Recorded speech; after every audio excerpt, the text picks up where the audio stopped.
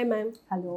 Paediatric physiotherapy అంటే ఏంటి ma'am? అసలు ఏ పిల్లలకి ఏ ఏజ్ గ్రూప్ నుంచి అవసరం పడుతుందంటారు ఈ థెరపీ? పీడియాట్రిక్ ఫిజియోథెరపీ అనేది మనం 0 to 18 years చేయొచ్చండి. కాకపోతే ఏంటంటే ఇది పెద్దవాళ్ళకి కూడా యూజ్ చేస్తాం. మనం చేసే అశోకలో చేసే ఫిజియోథెరపీ ఏదైతే ఉందో పెద్దవాళ్ళకి కూడా యూజ్ చేస్తాం. అదే నేను పెద్దవాళ్ళకంటేనే విన్నాను, పిల్లలకి కూడా ఎలా ఉపయోగపడుతుందా అని. ఇప్పుడు ఫర్ ఎగ్జాంపుల్ బర్త్ టైంలో ఏమైనా ఇంజురీస్ అవ్వడము, లేకపోతే వాళ్ళు ఇమీడియట్గా ఫస్ట్ బ్రెత్ ఉంటుంది కదా, అది చేయకపోవడము, దానివల్ల డెవలప్మెంటల్ డిలే వస్తుంది. ఫర్ ఎగ్జాంపుల్ 3 monthsకి నెక్ కంట్రోల్ ఉంటుంది, వాళ్ళు 6-9 months అయినా నెక్ కంట్రోల్ చేయరు.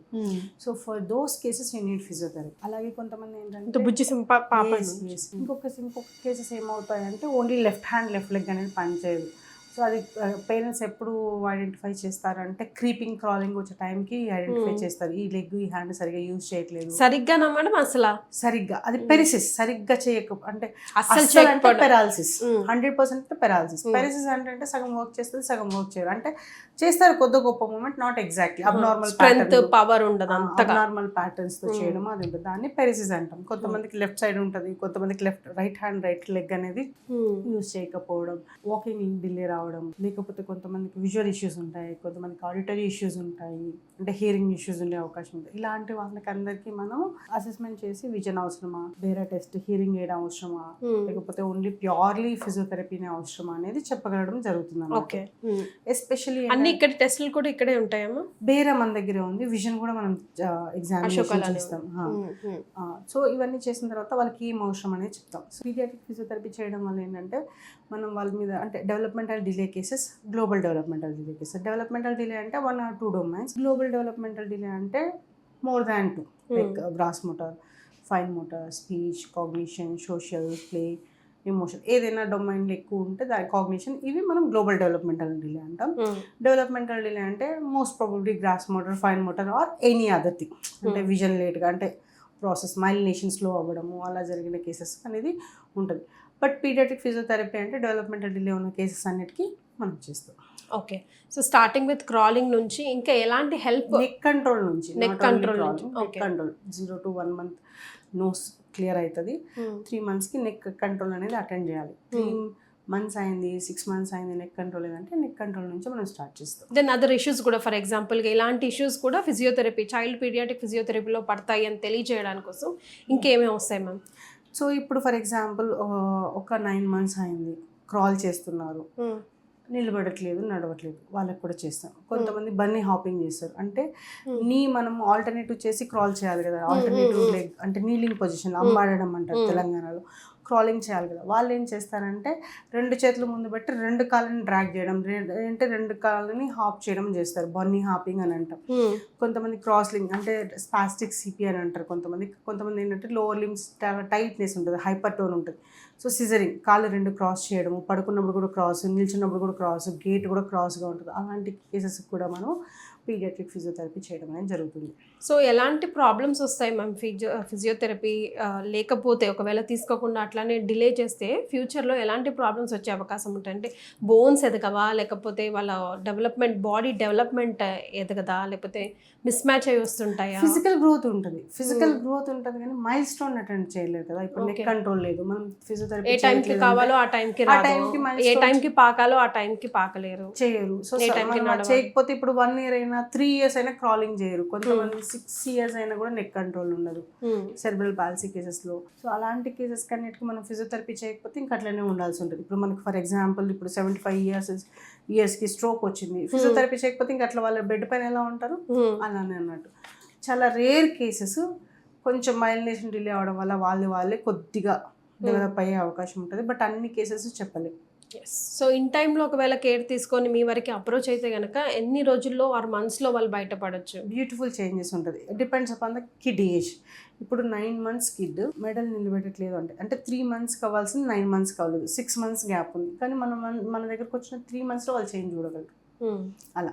సో ఆయన ఫిజికల్ ఏజ్ ఎంత ఉంది, ఆయన డెవలప్మెంట్ అంటే డెవలప్మెంటల్ ఏజ్ ఎంత ఉందనేది చూసి దాని మధ్య డ్యూరేషన్ బట్టి మనం చెప్పగలుగుతాం ఎంత గ్యాప్స్. కొంతమంది పిల్లలు ఏంటంటే డ్యూరేషన్ వాళ్ళ మధ్య గ్యాప్ తక్కువ ఉంటుంది, కానీ in between seizures, infections, health issues వచ్చే పిల్లలు చాలా మంది ఉంటారు. ఒకవేళ సీజర్స్ దాన్ని ఎపిలెప్సీ ఆర్ ఫిట్స్ అని అంటాం.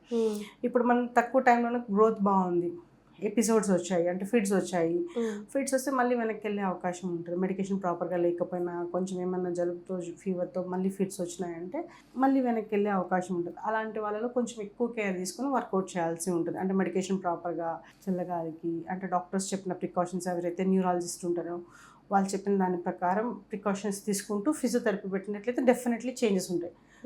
మెడికేషన్ ప్రాపర్గా అటు ఇటు అయ్యి కొంచెం అటు ఇటు చేయకపోతే ఏమవుతుందంటే మనం చేసే ఫిజియోథెరపీకి ఫిట్స్కి ఏంటంటే అది బ్రెయినే కదా, అది కూడా electrical discharge from the brain. So దానివల్ల ఏమవుతుందంటే బ్రెయిన్ మళ్ళీ కొంచెం డ్యామేజ్ అవ్వడం వల్ల మళ్ళీ వెనక్కి వెళ్ళే అవకాశం ఉంటుంది. అలా ఏం లేకుండా ఉంటే చాలా ఫాస్ట్గానే రికవరీ అయ్యే అవకాశం ఉంటుంది. మళ్ళీ ఈ ఫిజికల్ థెరపీ కూడా మనం చేసిన తర్వాత physiotherapy visual issues, auditory issues ఉంటాయి కదా, రీచింగ్కి ముందుకు వెళ్ళడానికి కొంచెం టైం తీసుకుంటుంది. ఇప్పుడు నాకు 6 months వచ్చింది, క్రీప్ చేయాలి, అక్కడ ఏదైనా విజిబుల్లీ నాకు కొంచెం అట్రాక్టివ్గా కనిపిస్తే ఐ విల్ ట్రై, నా బ్రెయిన్ అనేది అది పట్టుకోవడానికి ట్రై చేస్తుంది. విజువల్ ఇష్యూస్ ఉన్నాయనుకోండి ఐ కెనాట్ ట్రై, దానికి కొంచెం టైం ఉంటుంది అలా.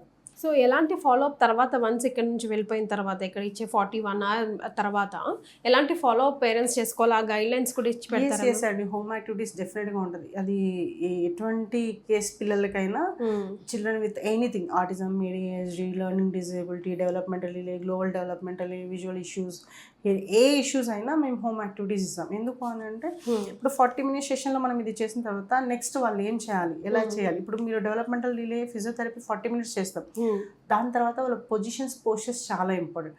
ఫర్ ఎగ్జాంపుల్ మనం మాట్లాడుకుందాం, హైపర్ టోన్ అంటే ఎక్కువ టోన్ ఉంది, టైట్నెస్ ఉంది లెగ్స్లో, వాళ్ళు ఎప్పుడు ఇలా క్రాస్ చేస్తున్నారు లెగ్స్. మనం ఇక్కడ 40 minutes చేశాక కొంచెం ఇదైంది, కానీ ఇంటికి వెళ్ళాక మళ్ళీ పోస్చర్ మెయింటైన్ చేయకపోతే మళ్ళీ ఇలానే అయిపోతుంది.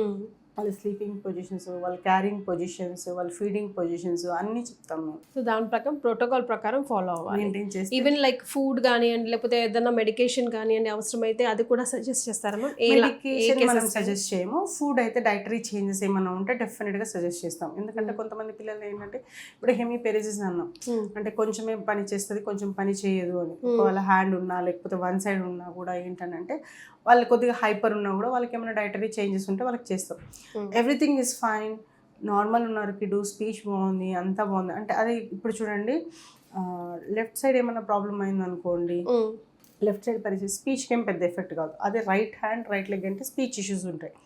సో స్పీచ్ థెరపీ ఏమన్నా అవసరమా అంటే వాళ్ళు వచ్చిన తర్వాత మనం అసెస్మెంట్ తీసుకున్న తర్వాత ఎగ్జాక్ట్గా మనకు తెలుస్తుంది ఏ ఏజ్ బేబీ ఎంత ఉన్నారు, ఈ ఏజ్ అయితే స్పీచ్ ఎలా ఉండాలి. కొన్ని మేము ఐడెంటిఫై చేయలేకపోతాం కూడా, ఇది ఇంతే అండి ప్రాబ్లం, ఇంతకు మించి ఏం లేదు, అంతా బాగుంది అని అనుకుంటాం ఒక తల్లి మనసుతో. ఆర్ లైక్ ఒక ఫ్యామిలీ ఎప్పుడైనా అలాగే అనుకుంటుంది. కాకపోతే మీరు చూసే అవి వేరేగా అనిపిస్తూ ఉంటుంది, మీకు వేరే లోపల చెప్తా ఉంటాను నో ఇది కూడా ఉంది అని చెప్పి. అది కన్విన్స్ చేయడం కూడా మీకు చాలా పెద్ద task ma'am some times parents, because చాలా ఎమోషన్స్ కదా. ఇలాంటి ఇష్యూస్ మనకి హీరింగ్ విజన్లోనే ఎక్కువ కనిపిస్తాయి. వాళ్ళు ఏమనుకుంటారంటే నా బాబు చూస్తుంది, నా పాప చూస్తుంది అంటారు. సౌండ్కి రెస్పాండ్ అవుతుందా, టచ్కి స్మెల్కి రెస్పాండ్ అవుతుందా వాళ్ళు ఐడెంటిఫై చేయలేదు. మనం ఇట్లా అన్నప్పుడు ఏంటంటే ప్రొటెక్టివ్ రిఫ్లెక్స్ అంటాం. ఇప్పుడు ఇట్లా అనగానే మీరు బ్లింక్ చేస్తారు లేదంటే వెనక్కి వెళ్తారు కదా, వాళ్ళు బ్లింక్ కూడా చేయరు. మీరు ఈవెన్ దగ్గరికి వెళ్ళి ఇలా చేసినా ఈవెన్ వచ్చే ఎయిర్ కూడా వాళ్ళు బ్లింక్ చేయరు. సో ప్రొటెక్టివ్ రిఫ్లెక్స్ ఉండవు. ఫిక్సేషన్ ట్రాకింగ్ అంటాం, ఏదైనా ఒక వస్తువు చూస్తే దాన్ని ఫిక్స్ చేస్తారు. ట్రాకింగ్ అంటే అలా తిప్పాలి, ఎలా వెళ్తుందో దాన్ని చూసి అలా చేయాలి. ఆ ట్రాకింగ్ కూడా ఉండదు.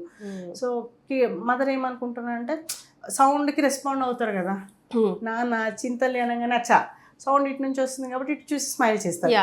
మదర్ ఏమనుకుంటారు విజన్ బాగుంది అని అనుకుంటారు. మన దగ్గరకు వచ్చాక విజన్ లేదు అంటే అప్పుడు మళ్ళీ వాళ్ళు కొంతమంది సిండ్రోమ్ కేసెస్ వస్తున్నాయి. సిండ్రోమ్ కేసెస్ అంటే పేరెంట్ అంతా నార్మల్ అని అనుకుంటారు, బట్ డిస్మార్ఫిక్ ఫీచర్స్ ఉంటాయి. నాజల్ది ఇది బోన్ డిఫెక్ట్ ఉంటుంది, నాజల్ బ్రిడ్జ్ అనేది ఉండదు, ఈ బోన్ ఉంటుంది కదా అది ఫ్లాట్ ఉంటుంది, ఐస్ ఒకలాగా ఉంటుంది, హెయిర్ కోర్స్ ఉంటుంది, ఇది క్లీనోడెక్టైల్ అంటాం అంటే లిటిల్ ఫింగర్ ఈ విధంగా ఉంటుంది. అట్లా చూడగానే మాకు డిస్మార్ఫిక్ ఫీచర్స్. జెనెటిక్ టెస్ట్ రాస్తే మళ్ళీ వాళ్ళు అయ్యో మేము అనుకోలేదు అట్లా అలా. సో కొంతమంది ఏంటంటే అసెస్మెంట్ వచ్చాకే చాలా విషయాలు వాళ్ళకి తెలుస్తాయి పేరెంట్స్కి. They need lots of time. ఒక 1 month 15 months ఒక 2 months తర్వాతే మళ్ళీ కాల్ బ్యాక్ చేస్తారు, okay you want to join అని. టైం అదే వెరీ మచ్ ఇమోషన్స్ ఇన్వాల్వ్డ్ కదా మ్యామ్. సరే పర్ఫెక్ట్గా కాకపోయినా 80-90% అయినా పిల్లలు ఓకే చేసి పంపించిన వాళ్ళు మన అశోక నుండి ఎంతమంది ఉన్నారు? చాలా మంది ఉన్నారండి, 80-90% పైన చాలా మంది ఉన్నారు. నేను అదే చెప్పాను కదా, early identification, early intervention matters a lot means lot. ఎందుకని అంటే ఇప్పుడు నేను చెప్పాను కదా, 1 అంతే year మొక్కై మానది సామెత కూడా ఉంది కదా, మొక్కై వంగనిది మానే మానే వంగదు. సో 1 year అయిపోయింది, నెక్ కంట్రోల్ లేదంటే అక్కడ వరకు నడవాలి బాబు. సో వాళ్ళు ఇంటర్నల్గా ఎంత ఉంటుంది, ఫ్యామిలీకి ఎంత ఉంటుంది. సో మనం ఏం చేసినా అంటే ఇప్పుడు మనకు మైల్ స్టోన్స్ ఇప్పుడు అందరికీ తెలుసు, అందరూ ఒక కండిషన్ గురించి 100 సార్లు గూగుల్ రివ్యూస్ చూసి గూగుల్ చూసే వస్తారు. అలాంటప్పుడు ఒక మైల్ స్టోన్ మీరు ఒక్కసారి గూగుల్లో చెక్ చేసినట్లయితే విల్ గెట్ ఇట్. స్పీచ్ ఏంటి, కాగ్నిషన్ ఏంటి, గ్రాస్ మోటార్, ఫైన్ మోటార్, అది ఓకే. యాక్చువల్లీ 3 to 6 monthsకి అటెండ్ అవ్వాలి. 6 monthsకి అటెండ్, అట్లీస్ట్ 7th month కన్నా అటెండ్ అవ్వాలి. దానికంటే ఇంకా డిలే ఉందంటే you need to take care. Yes, no doubt చాలా ఎమోషనల్ బ్యాగేజే. కానీ మనం అక్కడే ఆపకుండా ఆ పిల్లవాడితో జీవితాన్ని ముందుకు తీసుకెళ్ళాలి కాబట్టి ఆ బాధ్యత మదర్గా, తల్లిగానే ముందు తీసుకోవాలి కాబట్టి ఆ ఆలోచనలతో టైం వేస్ట్ చేయకుండా ఒక్క అడుగు అశోక వైపు వేసి చూడండి, సమాధానం మీకు డెఫినెట్గా దొరుకుతుంది. ప్రశ్నలాగా మిగలవు. అంతే కదా madam? Thank you so much. Thanks so much for joining.